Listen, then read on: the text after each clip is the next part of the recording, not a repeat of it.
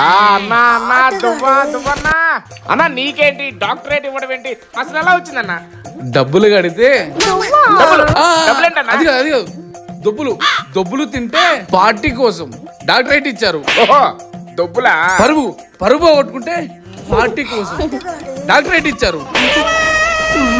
పెళ్లిడికి వచ్చిన పిల్లల్ని వదిలేస్తే పార్టీ కోసం డాక్టరేట్ ఇచ్చారు. కట్టుకున్న భార్యను వదిలేస్తే పార్టీ కోసం డాక్టరేట్ ఇచ్చారు.